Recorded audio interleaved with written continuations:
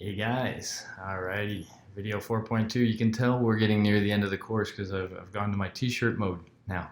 You guys know me well enough. I don't have to be, I don't have to put on any pretext, shirts and stuff like that. Alrighty, we are getting near the end. This video will kind of continue, in a sense, at least the vibe that we started in video 4.1, which is that notion of having different pedagogical modules where we kind of take the self-assessment, peer assessment, formative use of feedback formula, but package it in different ways to support different things that faculty might want to do in their class.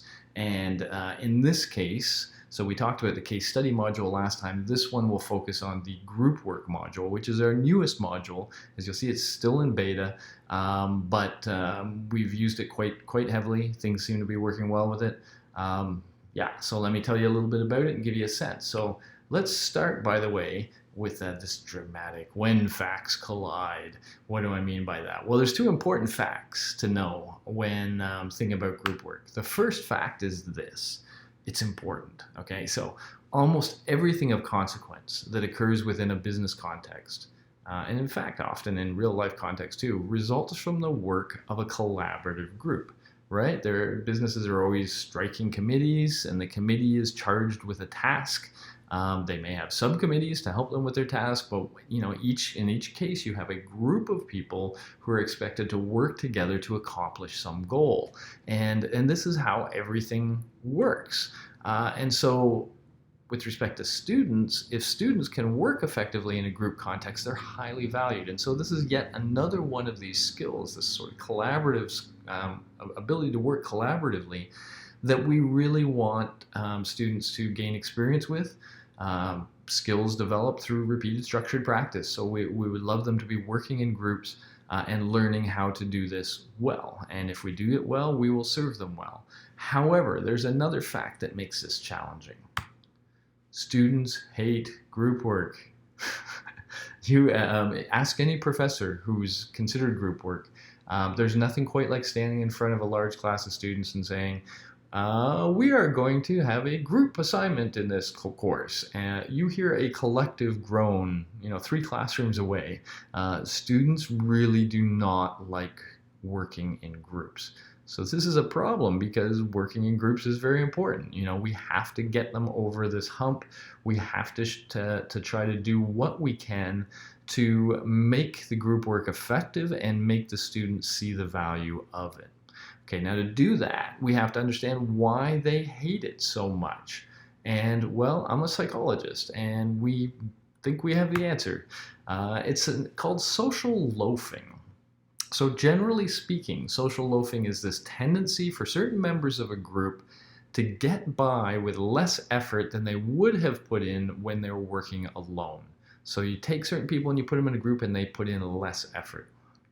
Its two common manifestations are the free rider effect, where some members do not put in their share of the work under the assumption that others' efforts will cover their shortfall. And this in turn gives rise to the sucker effect, where the other fully performing members lower their efforts in response to the free rider's attitude.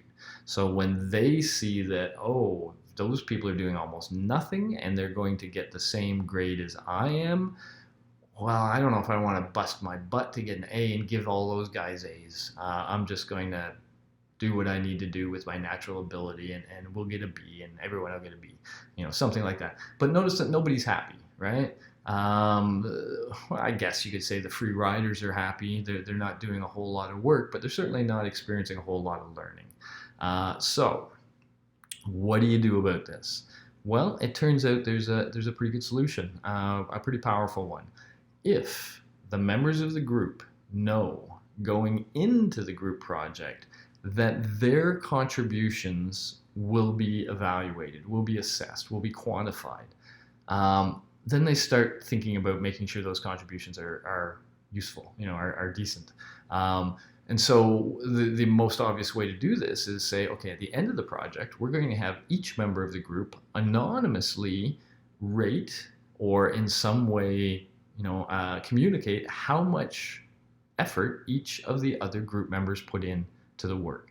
And so if there's, say, 2 free riders and there's 3, higher performers, those free riders know that those like all 3 of those people are going to nail them. They're all going to tell the professor how little work we did.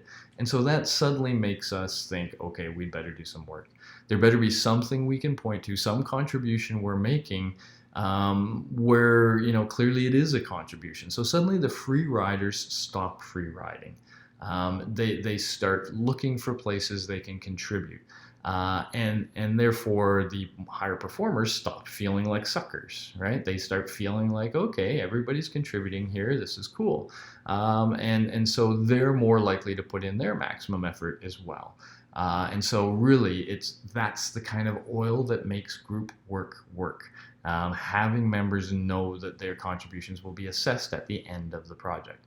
So of course I mention all this because in building out the group module in peerScholar, we were quite aware of the fact that students don't like group work, why they don't like group work, and how to solve it. And so we built that into the system. All right, so now let's just go there. All righty, here we are. Let's make this a little bigger. There we go. So here we are back in, once again, back in as an instructor. And once again, I'm just going to go right to the add activity step. Okay, we played with case study last time. Let's play with group work. Let's just call this test for now. All right.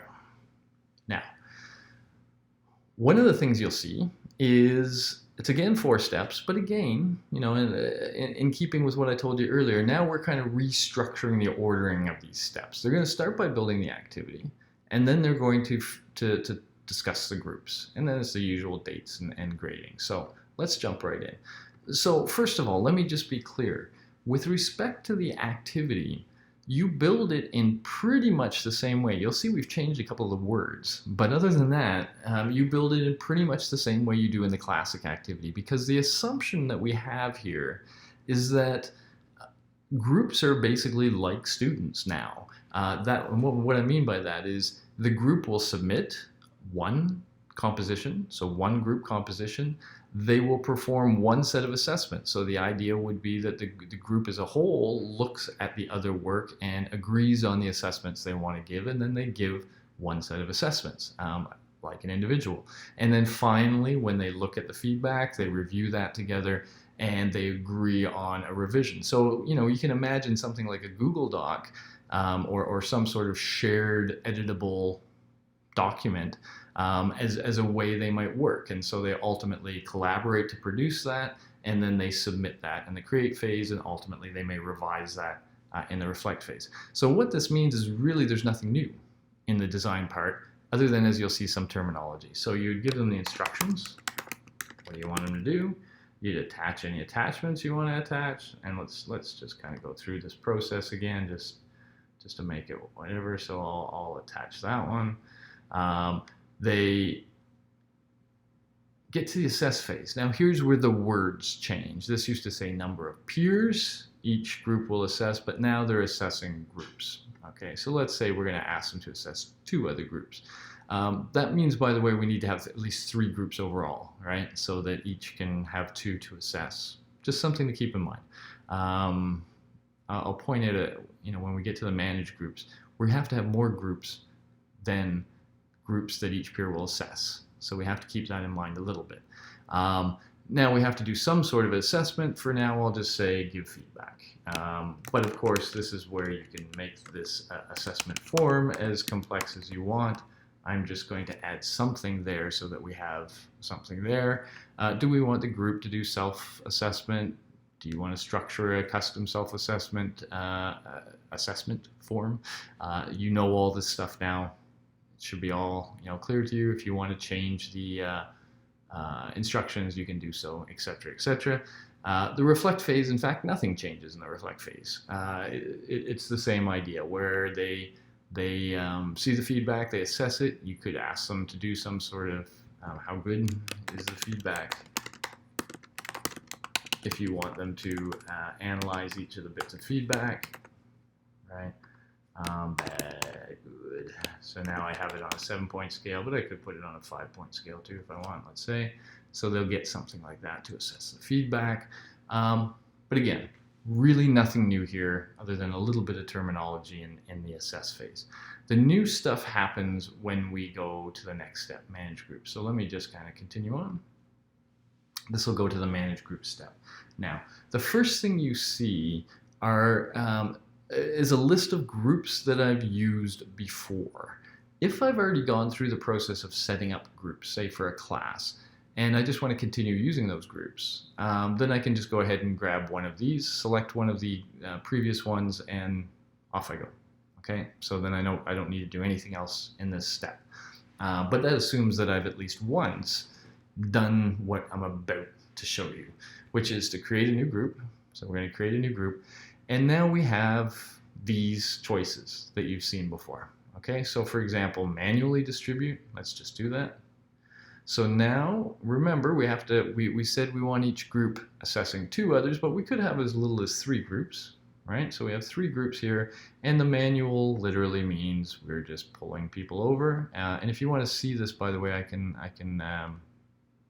just expand those so that when we bring the people over, you can see, okay, so I'm ending up with like a couple of people in 2 of these groups, and I'll put 1 more in the first one. I can rename these groups, cool group, etc. I can add a little description, etc. And so that's basically it. And this is the breakdown here, and it's got the people in the groups. Okay, so that's a manual kind of one, very useful if it's a small class and if you want a lot of control over who's in what group. You can also just randomly assign people to groups, continue, and now so it's already done it, by the way, so we can open it up and see, etc. So they're all here. And so if we change this, if we said, no, we actually want 4 groups, well, it's going to randomly do things there, which just leaves 1 person here. Oh, no, I really did want 3 groups. Okay, there it goes. All right, so that's a very easy way if it doesn't matter to you too much. And you can still eyeball it. If you still say, hey, wait a minute, Dwayne and Lisa, aren't they married? I don't want them in the same group.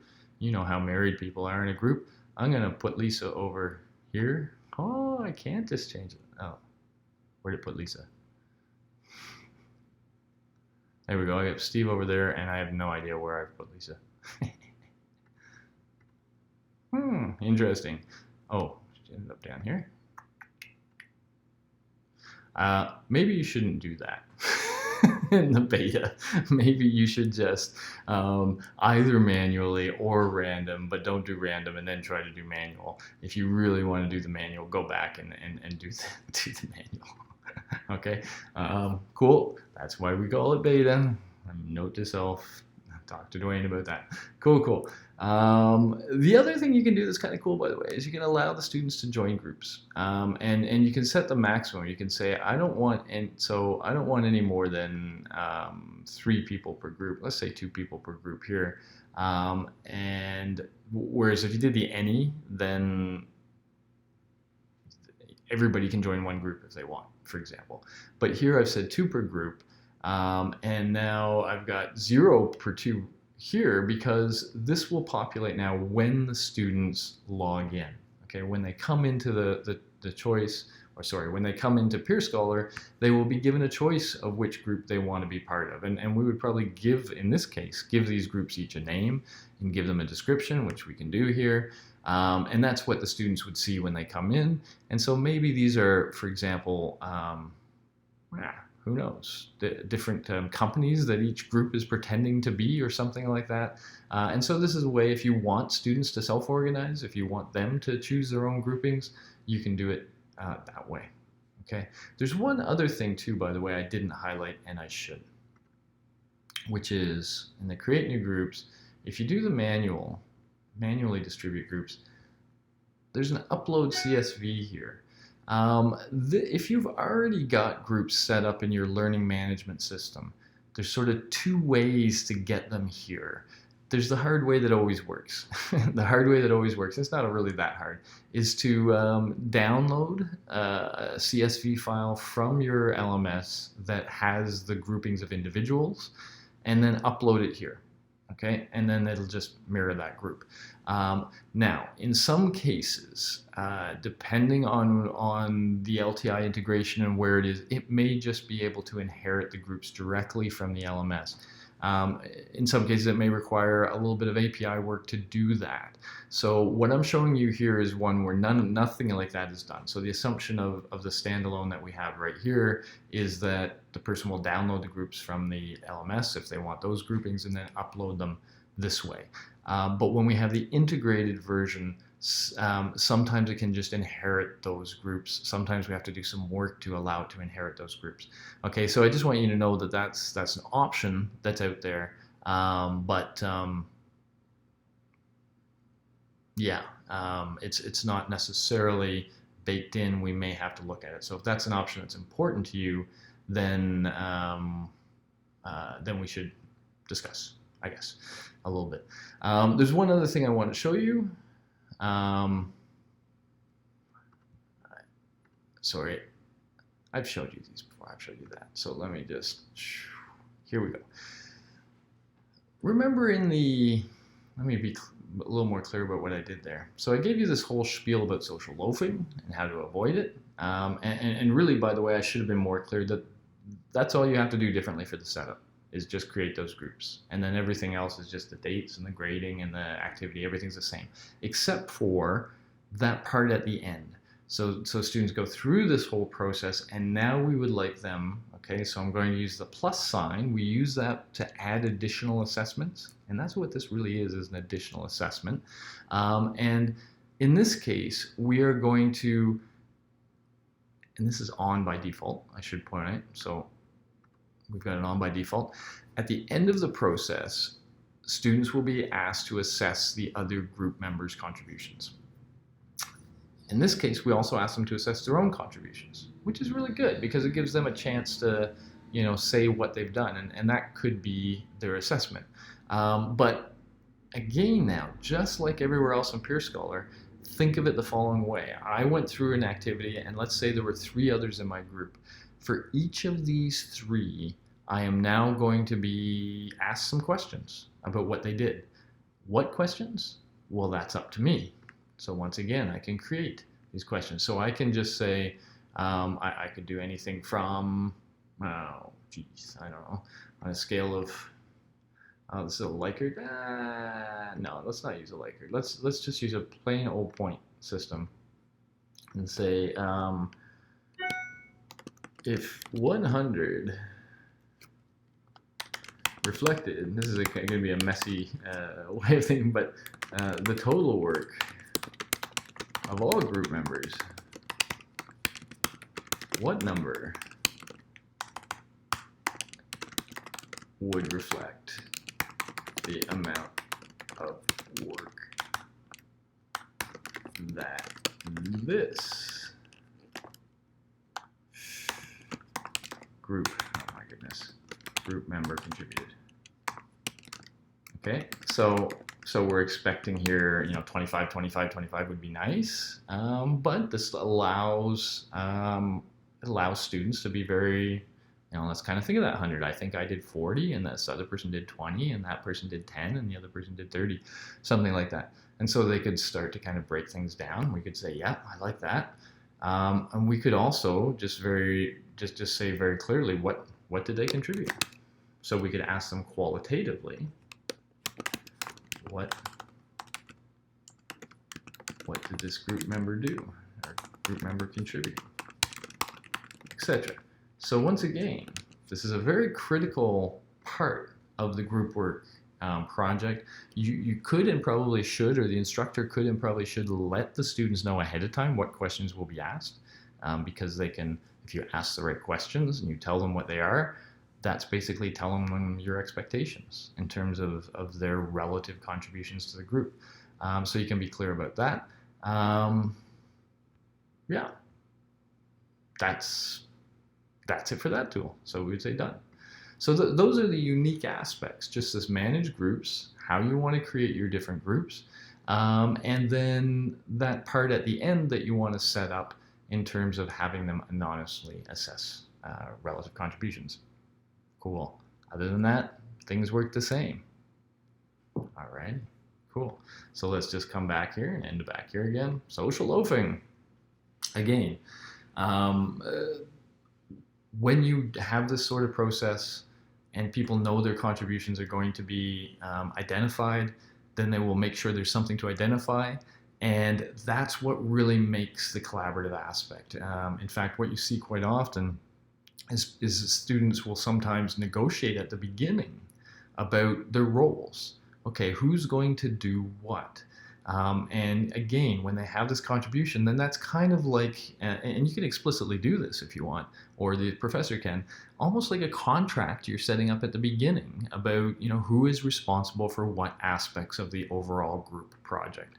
And so when that discussion is happening at the beginning, and then at the end, you kind of connect back to that and say, did this person do their stuff? That's how things tend to work in the real world. That's a division of labor. That's how it all works. So it ends up being a good model. Students enjoy it a lot more because it feels like everyone's contributing, and so they're getting a valid experience, and that's training them up so that when they end up in the real world doing this, they're good with it. It's all set. So that's the group work module. I hope you think it's cool. I hope you have some people use it. And excellent. That's our second last video. Very exciting. Leave it here for now. Talk to you soon.